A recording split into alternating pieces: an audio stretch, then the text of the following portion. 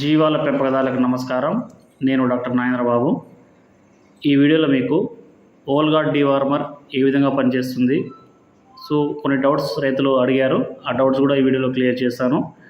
మన ఛానల్లో డీవార్మింగ్ మీద చాలా వీడియో చేయడం జరిగింది. ఏ రకమైన డీవార్మర్ ఏ సీజన్లో వాడుకోవాలనే వీడియో కూడా ఉంది. సో ఛానల్లో ఆ వీడియోలు కూడా చూడండి.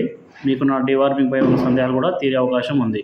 ఓల్గార్డ్ డీవార్మర్ని వాడినట్లయితే ఏ రకాల పురుగులు నిర్మూలన చేయొచ్చు అని చూసినట్లయితే, ఓల్గార్డ్ డీవార్మర్ వాడడం వల్ల ఏలిక పాములు మరియు లంగ్వామ్స్ ఊపిరితిత్తులున్న పురుగులు, కార్జపు జనగలు, పెద్దవి మరియు లార్వా దశలు, అలాగే ముక్కులో ఉండే నాసల్ బార్డ్స్, అలాగే చర్మంలో ఉండే ఇచ్చి మైట్స్ ఇవన్నీ నిర్మూలన అవుతాయి.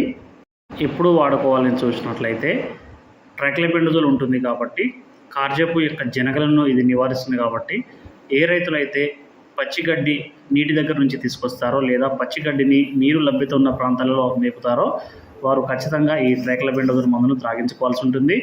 ఈ ట్రైక్లోబెండజోల్లో మనకు కార్జపు జనగలను నివారించే అవకాశం ఉంది కాబట్టి ఈ రైతులు ఖచ్చితంగా ఇది వాడుకోవాలి.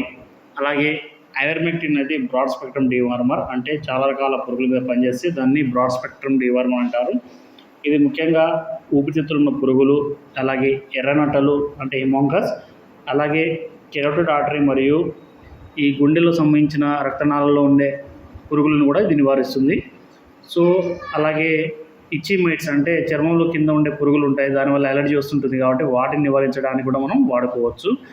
సో ఈ డీవార్మర్ రెండు రకాల కాంబినేషన్ ఉంది కాబట్టి కార్జపు జనగలు మరియు లంగ్వామ్స్ ఊపిరితిత్తుల్లో పురుగులు అనేవి దీని ద్వారా మనకైతే నిర్మూలన చేసుకోవచ్చు.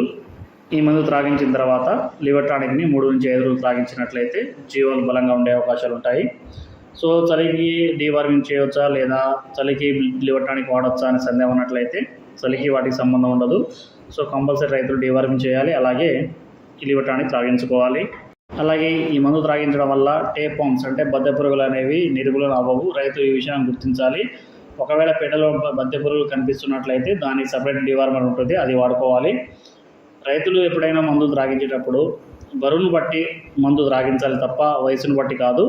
చాలా వరకు మనం డ్రగ్ తీసుకునేటప్పుడు పెద్దవాటికి ఇన్ని పాయింట్లు, చిన్నవాటికి ఇన్ని పాయింట్లు అని అంటారు. సో ఆ విధంగా కాకుండా బరువును బట్టి మనం డీవార్మింగ్ చేసుకున్నట్లయితే చాలా ఎఫెక్టివ్గా పనిచేసే అవకాశాలు ఉంటాయి. సో డీవార్మింగ్ చేసిన తర్వాత బరువు పెరుగుతాయి అంటే డీవార్మింగ్ చేస్తే కడుపులో ఉన్న పురుగులు బయటికి వెళ్ళిపోతాయి. లివర్ టానిక్ వాడుకొని మనం మల్టీవిటమిన్ సిరప్స్ వాడుకుంటే ఖచ్చితంగా బరువు పెరుగుతాయి. సో ప్రాపర్గా డీవార్మింగ్ అనేది చాలా ఇంపార్టెంట్. సో రైతులు ఈ విషయాన్ని గమనించాలి.